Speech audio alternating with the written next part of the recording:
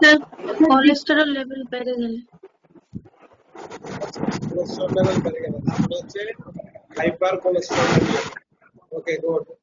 Hyper cholesterolaemia এটা একটা cause. আর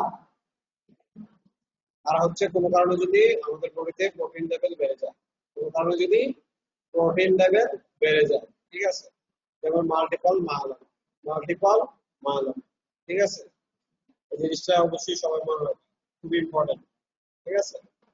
আর হাইপারোস্মোলার ট্রান্সলোকেশনাল অথবা রিডিস্ট্রিবিউটিভ হাইপোনেট্রিমিয়া এটা কজ কি?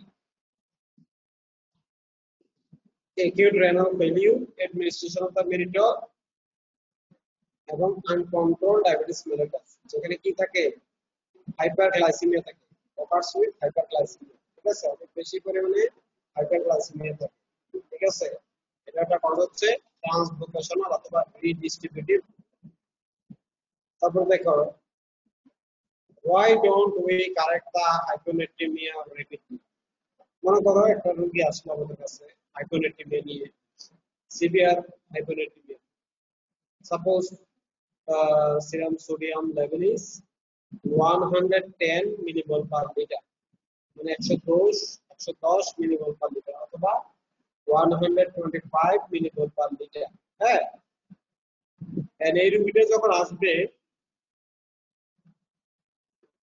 তাকে কিন্তু খুব দ্রুত, ভেরি রেপিডলি কখনোই তুমি কারেকশন করতে পারবে না। কারেকশন মানে কি, তার বডি থেকে যে পরিমাণ সোডিয়াম লস হয়েছে, সেই সোডিয়াম যদি তুমি খুব দ্রুত আমি পূরণ করতে চাই, তাহলে কি হবে, পেশেন্টের ভালোর চেয়ে খারাপ হবে, এমনকি পেশেন্ট মারাও যেতে পারে, ঠিক আছে, কি হতে পারে, পেশেন্টটা মারাও যেতে পারে। So this is very important.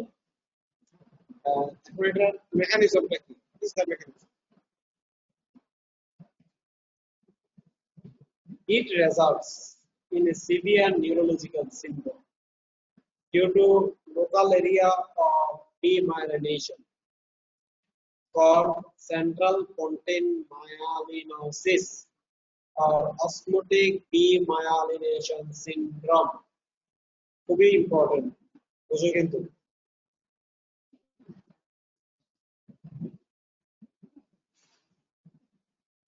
আমি যদি খুব দ্রুত হাইপোনেট্রিমিয়ার একটা পেশেন্টকে মানে কারেকশন করে বেশি বেশি সোডিয়াম ক্লোরাইড দিয়ে দ্রুত বা 3% sodium chloride, hypertonic sodium chloride দিয়ে পেশেন্টকে যদি দ্রুত সুস্থ করতে চাই, তাহলে যে সমস্যাটা হবে, a very dangerous problem is arise and it is called central pontine myelinosis।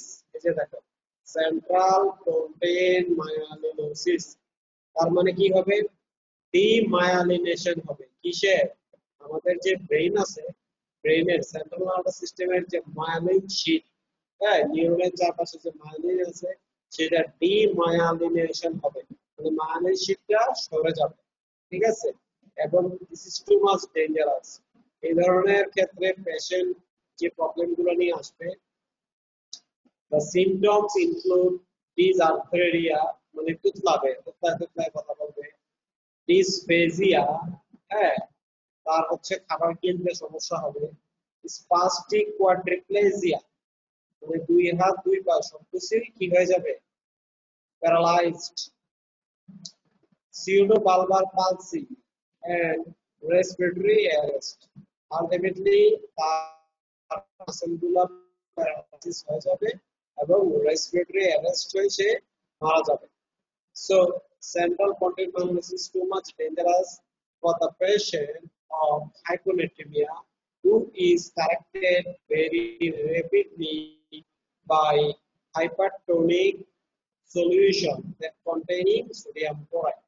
Okay, occurs in the pons mostly, মানে আমাদের যে pons এবং medulla, pons এ হয়, occurs in the pons mostly but also in the basal ganglia, তার মানে basal ganglia তো এটা হইতে পারে, internal capsule and cerebral cortex, কোথায় কোথায় এটা হইতে পারে, occur in the mainly pons, basal ganglia, internal capsule and cerebral cortex।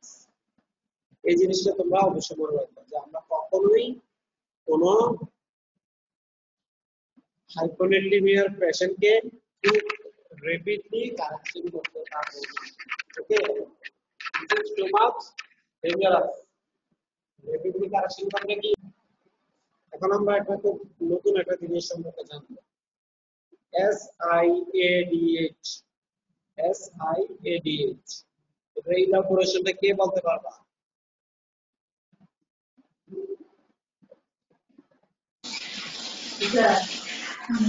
So syndrome of inappropriate ADH. আবার পুরোটা অর্ধেক বলছো, অর্ধেক বলো না। এটা হচ্ছে সুন্দর বলছো, syndrome of inappropriate antidiabetic hormone. Okay, মানে ব্যাপারটা হচ্ছে যে এখানে পর্যাপ্ত পরিমাণে অ্যান্টিডায়াবেটিক হরমোন রিলিজ হয়। ঠিক আছে, এটা তোমাদের very very very important, infinitely important in short note. তোমাদের পরীক্ষায় শর্ট নোটে এটা আসে। এছাড়াও রিটেনেও সরাসরি, মানে রিটেনের শর্ট নোটে আসে, প্রায় এটাতে 2 থেকে 2.5 নাম্বার থাকে। ঠিক আছে,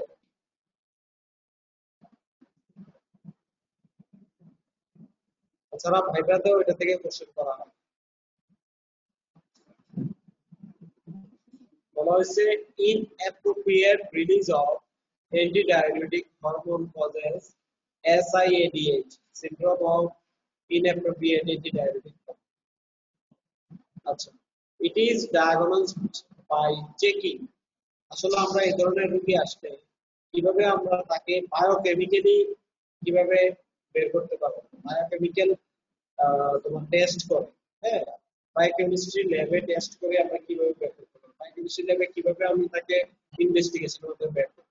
দেখো, সেরাম সোডিয়াম লেভেল থাকবে লেস দেন 135। তার মানে কি হচ্ছে, সোডিয়ামের লেভেল আস্তে করে কমে যাচ্ছে। কেন? কারণ যেহেতু এডিএইচ রিলিজ হচ্ছে না, প্রচুর পরিমাণে ওয়াটার, হ্যাঁ, কি হবে, decrease water reabsorption in collecting duct of the kidney।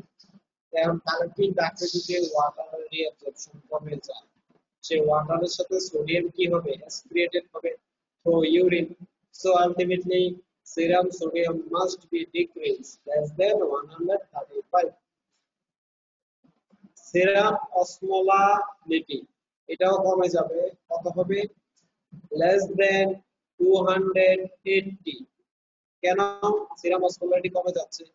তার কারণ ওয়াটারের সাথে several types of electrolytes is also losses through kidney. So ultimately when electrolysis losses, osmolarity must be decreased. So serum osmolarity is less than 280। এবার আসো urine osmolarity, এখানে আবার উল্টা, this is vice versa। Urine osmolarity is totally vice versa with serum osmolarity in case of syndrome of inappropriate ADH, antidiuretic hormone। Urine osmolarity দেখো more than 100। কেন urine osmolarity বাড়তেছে? ওই যে presence of sodium and other electrolytes more than the normal level in the urine due to decreased ADH. So urine osmolarity is increased. Urine sodium is more than 30। এটাও কেন? ADH যেহেতু রিঅ্যাবজর্পশনটা কমে যাচ্ছে, water reabsorption কমে যাচ্ছে due to ADH is decreases, so ultimately urine sodium aspiration is increases। এই কারণে এই ধরনের রোগীদের আমরা কি করে জানো, 24 আওয়ার ইউরিনারি সোডিয়াম একটা টেস্ট, একটা ইনভেস্টিগেশন দেই, এটা বলা হয় 24 আওয়ার ইউরিনারি কি সোডিয়াম। ওকে, এবং এছাড়াও লো সিরাম ইউরিক অ্যাসিড, অনেক পরিমাণে ইউরিক অ্যাসিড বেড়ে যায়, অ্যাসপিরেশন বেড়ে যায় কিডনির মাধ্যমে। এই কারণে অনেক সময় এই ধরনের পেশেন্টের কিডনি স্টোন হতে পারে, uric acid stone less than 4। এটা মনে রাখবা, প্রত্যেকটা রিটেনে তোমাকে লিখতে হবে। হ্যাঁ, প্রথমে ডেফিনিশনটা দিতে হবে, তারপরে কিভাবে আমরা এই পেশেন্টটাকে ডায়াগনোসিস করতে পারি সেগুলো খুব সুন্দরভাবে দেখতে হবে। ঠিক আছে? Causes of SIADH, syndrome of inappropriate antidiuretic therapy, কি কারণে হতে পারে? প্রথমে আমরা বলি central nervous system. Central nervous সিস্টেমে যদি কোনো ধরনের ডিজিজ, যেমন meningitis, stroke, brain abscess, acute সাইকোসিস, এই কজগুলোতে হতে পারে। কেন? মেনিনজাইটিস, ব্রেন অ্যাবসেস, স্ট্রোক এবং অ্যাকিউট সাইকোসিস এগুলোতে কি হতে পারে? তোমার ইনফেকশন, ব্রেন অ্যাবসেস বা মেনিনজাইটিসে কি হয়? ইনফেকশন। ইনফেকশন হলে আমাদের যে ব্রেনের টিস্যুগুলো ইনফ্ল্যাম হয় এবং সেক্ষেত্রে পিটুইটারি গ্ল্যান্ড, পোস্টেরিয়র পিটুইটারি গ্ল্যান্ডগুলো কি হয়? ইনফ্ল্যাম বা ইনফেকশন হওয়ার চান্স থাকে। সেক্ষেত্রে তার রেডিয়েস রিলিজটা কমে যায়। স্ট্রোক, স্ট্রোক মানে মূলত কি? মনে করো সেরিব্রাল হ্যামারেজ। সেরিব্রাল যে আর্টারিগুলো আছে, সেই আর্টারিগুলোতে যদি কোনো কারণে ইসকিমিয়া হয়ে ব্লাড সার্কুলেশন কমে যায়, ঠিক আছে? If there is decreased blood circulation due to presence of thromboembolism, any embolus in cerebral artery, cerebral artery যদি কোনো কারণে ইমবোলাস মানে হচ্ছে যে সঞ্চিত চর্বি যেটা কিনা তোমার রক্তে পরিবাহিত হয়, that are circulated in the blood, and সাধারণত এগুলো কোথায় জমা থাকে? মনে করো তোমার ফুসফুস মানে তোমার লাংস অথবা হার্ট থেকে দেয়ার go to in the cerebral vessel, এবং cerebral vessel occlusion বন্ধ করে দেয়। আলটিমেটলি যে আমাদের সেরিব্রাল হেমিস্ফিয়ার আছে বা সেন্ট্রাল নার্ভাস সিস্টেম আছে, সেখানে ব্লাড সার্কুলেশন কি হয় না, আস্তে করে কমে যায়, সেরিব্রাল ইসকিমিয়া হয়। সেক্ষেত্রেও কি হয়? অ্যান্টিডাইউরেটিক হরমোন রিলিজটা আস্তে করে কমে যায়। ওকে, অ্যান্টিডাইউরেটিক হরমোন রিলিজ কমে যায়। সো এগুলো হচ্ছে মোটামুটি তোমার কজ। তারপর হচ্ছে পালমোনারি। পালমোনারি কজের ভিতরে কি আছে? লাংসের সমস্যার ভিতরে আছে নিউমোনিয়া, টিউবারকুলোসিস এবং লাং অ্যাবসেস। এই ধরনের ক্ষেত্রে আমাদের বডিতে বিভিন্ন ধরনের কেমিক্যাল মেডিয়েটর রিলিজ হয়। Several types of chemical mediator is released. Okay, এই কেমিক্যাল মেডিয়েটর গুলো কি করে আমাদের বডিতে? এরা হচ্ছে তোমার বিভিন্ন ধরনের তোমার হচ্ছে সাইটোকাইন রিলিজ করে। হ্যাঁ, এই সাইটোকাইন গুলো আমাদের বডিতে যখন যায়, সেই সাইটোকাইন গুলো আমাদের বডিতে ব্রেইনে যাওয়ার পর আমাদের যে পিটুইটারি গ্ল্যান্ড আছে, it will affect our pituitary gland and ultimately decrease ADH release. এবার আসে এন্ডোক্রাইন কজ, যেমন Edison disease, hypopituitarism, hypothyroidism. All of these causes decrease ADH release. Okay, তারপরে কি কজ আছে? নিওপ্লাস্টিক কজ, পেনক্রিয়াটিক আর lung cancer. আমি বলছিলাম না যে পেনক্রিয়াটিক এবং লাং ক্যান্সারে বিভিন্ন ধরনের কেমিক্যাল মেডিয়েটর এবং সাইটোকাইন রিলিজ হয় এবং they will causes decrease antidiuretic hormone release. এই কজগুলো তোমাদেরকে অবশ্যই মুখস্থ থাকতে হবে। আমি আবার বলতেছি, কজগুলো মুখস্থ থাকতে হবে। এসআইএডিএইচ যদি তোমাদের শর্টকাট আসে তাহলে অবশ্যই তোমরা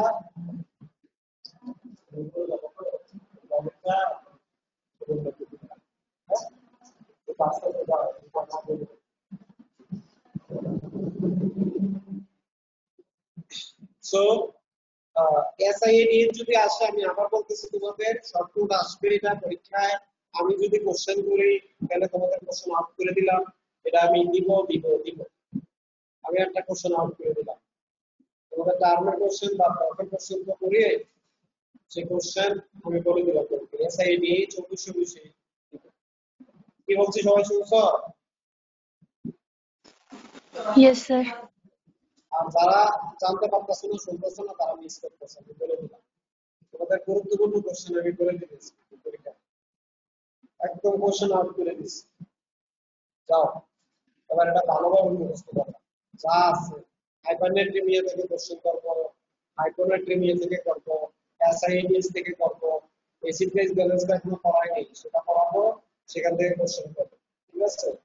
আমি টোটালি তোমাদেরকে total acid base renal body fluid electrolytes এবং রেনাল কেমিস্ট্রি কমপক্ষে তোমাদেরকে আমি 50টা কোশ্চেন দিব।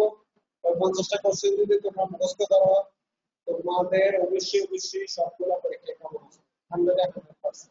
ঠিক আছে? কথাটা খেয়াল রেখে সব। ওকে,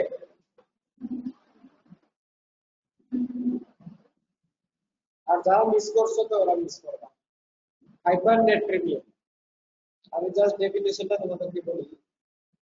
হাইপারনেট্রিমিয়া মানে হচ্ছে when plasma sodium concentration is more than 145 millimole per liter.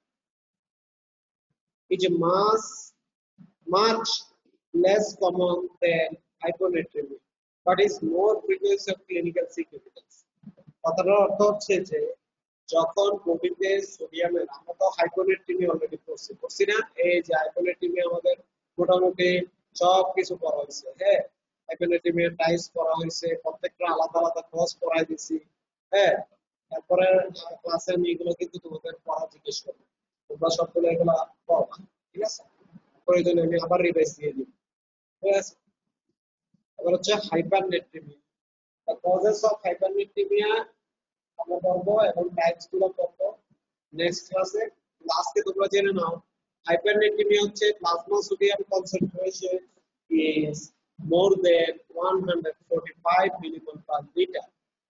এবং একটা জিনিস কি, হাইপারনেট্রিমিয়া এবং হাইপোনেট্রিমিয়া এই দুইটার ভিতরে হচ্ছে hyponatraemia is less common, sorry মানে hypernatraemia is less common than hyponatraemia. মানে হাইপারনেট্রিমিয়া হচ্ছে হাইপোনেট্রিমিয়াটা কমন, মানে সোডিয়াম বডি থেকে কমে যাওয়া, that is decrease sodium concentration, this is more common than hypernatraemia, মানে সোডিয়াম বেড়ে যাওয়া। But this is too much at clinical significance, এটার ক্লিনিক্যাল ভ্যালু, হাইপারনেট্রিমিয়ার ক্লিনিক্যাল ভ্যালু অনেক বেশি। ঠিক আছে? এই জিনিসটা শুধু আজকে মনে রাখো তোমরা। Hypernatremia usually occurs as a chronic process secondary to loss of water in excess of sodium, and symptoms are therefore those of dehydration.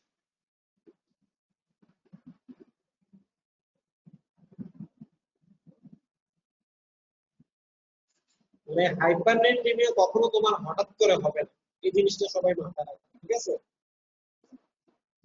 you don't suffer hyponatremia suddenly. ঠিক আছে? তোমার অবশ্যই এটা একটা ক্রনিক প্রসেস, দীর্ঘদিন যাওয়া। সেই দীর্ঘদিনটা কখন? মনে করো 1 সপ্তাহ, 2 সপ্তাহ বা 1 মাস, 1 week, 2 weeks or 1 month. Water is chronically losses from your body. তোমার বডি থেকে আস্তে আস্তে ওয়াটার লস হয়ে যাচ্ছে। সেটাই হচ্ছে কি করে, সোডিয়ামের কনসেন্ট্রেশনটাকে বডিতে বাড়িয়ে দেয় comparatively with water. So ultimately hypernatraemia. তোমাদেরকে একটা বেসিক কথা বলছিলাম না যখন হাইপোনেট্রিমিয়া পড়াই, এই জিনিসটা মনে রাখলে কখনো ভুল হবে না।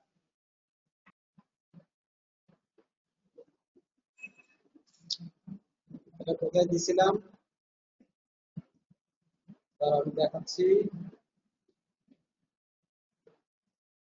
এই যে এই জিনিসটা যদি তোমরা মনে রাখতে পারো উপরের এই লাইনটা, হ্যাঁ, যে serum sodium concentration is equal to sodium by water ratio in ECM. এইটা কিন্তু একটা বড় সূত্র। This is a formula. তোমরা যখন কি করো, a plus b whole square সমান a square plus 2ac plus b square, এরকম this is a formula for control of serum sodium concentration in the ECM. ঠিক আছে? দেখো serum sodium concentration is equal to sodium by water ratio in ECM. এখন water যদি chronically আমার ECM থেকে loss হয়, plasma থেকে লস হয়, তাহলে কি হবে? সোডিয়াম তো লস হচ্ছে না, তাহলে কম্পারেটিভলি ওয়াটারের চেয়ে সোডিয়াম বেশি বেড়ে যাচ্ছে না? সে বেড়ে যাওয়াটাই হচ্ছে হাইপারনেট্রেমিয়া। ওকে, এটা দিয়ে আমরা আবার ভাগ করবো। আবার অনেক সময় দেখা যাবে যে সোডিয়ামও বেড়ে যাচ্ছে, ওয়াটারও বেড়ে যাচ্ছে, এটা হচ্ছে হাইপারভলিউমিক হাইপারনেট্রেমিয়া। আবার মনে করো ওয়াটার কমে যে সোডিয়াম হাইপোভলিউমিক, ঠিক আছে? এটাই হচ্ছে কথা যে hypernatremia is occurs as a chronic process secondary to loss of water in excess of sodium. The symptoms are therefore those of dehydration. এবং এটার প্রধানতম একটা সিম্পটম থাকবে ডিহাইড্রেশন। আমরা যেমন এখানে বলছিলাম যে ইডিমা থাকবে, এই যে দেখো এখানে এই যে হাইপার ভলিউমিক হাইপোনেট্রিমিয়া, এখানে আমরা বলছিলাম যে তার পেশেন্ট কি নিয়ে আসবে, ইডিমা নিয়ে আসবে, মানে সারা শরীরে পানি থাকবে, ঠিক আছে? কিন্তু আবার এখানে দেখো আর কি থাকবে, এই যে এই ধরনের পেশেন্ট যখন আসবে হাইপারনেট্রিমিয়া, তাদের একটা মূল ইয়ে থাকবে যেটা হচ্ছে ডিহাইড্রেশন, মানে কি পানি শূন্যতা, ডিহাইড্রেশন, লস অফ ওয়াটার। সবাই কি বুঝতে পারছো? হ্যাঁ, hypernatremia is most commonly occur due to predominant water loss. সাধারণত যদি মেইনলি ওয়াটারটা লস হয় সে কারণে হতে পারে rather than sodium excess. আসলে কথাটার অর্থ হচ্ছে ultimately there is no excess sodium increases in your body, mainly water is losses, so comparatively sodium is rises. Okay, most cases of hypernatremia occur in patients with altered mental status or in infants. এটা mainly কাদের হয় জানো? হাইপারনেট্রিমিয়া যাদের altered mental status, মানে কি মানসিকভাবে অসুস্থ বা মানসিকভাবে বিকারগ্রস্ত, ওদের ক্ষেত্রে হতে পারে। or in infants. Most cases of hypernatremia occur in patients with altered mental status or in infants. আর কাদের ক্ষেত্রে হতে পারে? বাচ্চাদের ক্ষেত্রে। Both of whom may have difficulty in rehydrating themselves despite a normal fast reflex. আসলে normal flush reflex থাকা সত্ত্বেও ওরা কি করতে পারে না? পানি খেতে পারে না। যেমন মনে করো যে মেন্টালি যে একটা পাগল, হ্যাঁ, যার মেন্টালি ডিস্টার্ব, হ্যাঁ, মেন্টালি যার সাইকোটিক প্রবলেম আছে, সে হয়তো কখনোই কি বলবে না যে আমাকে পানি দাও। আর হচ্ছে ইনফ্যান্ট, ছোট বাচ্চা, সে তো কথা বলতে পারে না যে আমাকে পানি দাও। এই দুই ধরনের কেস, বিশেষ করে অল্টার মেন্টাল স্ট্যাটাস এবং যারা ইনফ্যান্ট, যারা ছোট বাচ্চা, ওরাই সাধারণত হাইপারনেট্রিমিয়াতে কি হয়? আক্রান্ত হয়, ঠিক আছে? হাইপারনেট্রিমিয়াতে ওরাই বেশি এই ডিজিজটাতে আক্রান্ত হয়, মানে এই তোমার যে acid electrolyte imbalance, hypernatremia is occur due to proper stimulation in the thrust reflex. They did not give proper response to thrust reflex. They did not do proper response to thrust reflex. Okay, so এটাই তোমাদের আজকে পড়া। তোমরা হচ্ছে SIADS টা খাতা মুখস্থ করে হবে, আজকে এটা মুখস্থ করবে, মুখস্থ করে লেখো এবং হাইপারনেট্রিমিয়া ক্লাসিফিকেশনগুলো তোমরা দেখে আসবে। নেক্সট ক্লাসে আমি হাইপারনেট্রিমিয়া মেকানিজম পড়াবো, তাহলে mechanism with cause. Okay, any question? আর কোনো কোশ্চেন আছে?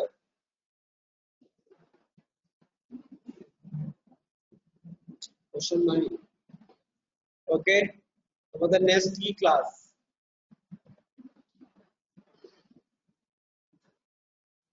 নেক্সট ক্লাস কি জুলফা বেগম? ফিজিওলজি না ম্যাডামের সাথে ক্লাস? জি স্যার। ইয়েস। মাঝখানে তোমাদের একটু ব্রেক দিতে হবে, 5 মিনিট তোমরা হচ্ছে একটু করো, রিক্রিয়েশন করো, তারপরে তোমরা ক্লাস করো। Okay sir. হ্যাঁ স্যার, যদি ওয়াটার লস হয় তাহলে কি স্যার আমাদের বডির যে টোটাল সোডিয়ামটা হাইপোভলিমিক হাইপোনেট্রিয়ার মতন স্যার ইয়া থাকবে স্যার, কনস্ট্যান্ট থাকবে? কি বললাম কোশ্চেনটা আমাকে আবার বলো।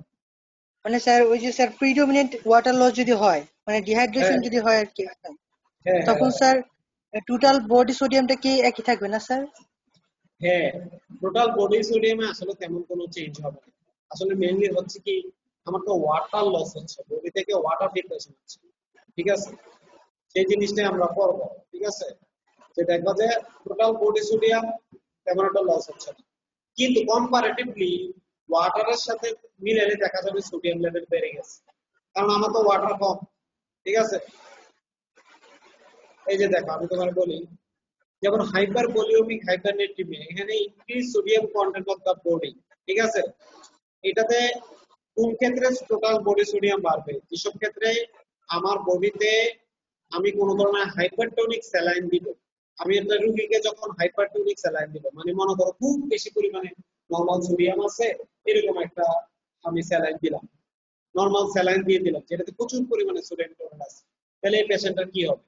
তখন কিন্তু তার টোটাল সোডিয়াম বেড়ে যাবে। কিন্তু আমরা আমাদের ফর্মুলা অনুযায়ী সবসময় এটা বলবো যে টোটাল বডি সোডিয়ামটা কি থাকবে? নরমাল থাকবে। কিন্তু যখন আমার কম্পারেটিভলি নরমাল থাকবে ওয়াটারের সাথে মিলে, ঠিক আছে? কিন্তু যখন মনে করো আমরা ক্লাসিফিকেশন করবো, যেমন মনে করো হাইপার ভলিউমিক হাইপারনেট্রিমিয়া, হাইপো ভলিউমিক হাইপোনেট্রিমিয়া, সে সকল ক্ষেত্রে কজের কারণে, মনে করো স্যালাইন বেশি দিয়ে দেওয়া হলো বা তার কোনো এন্ডোক্রাইন প্রবলেম আছে, তখন কিন্তু increase total body sodium in the body. কথাটা কি বোঝাতে পারছো তোমারে?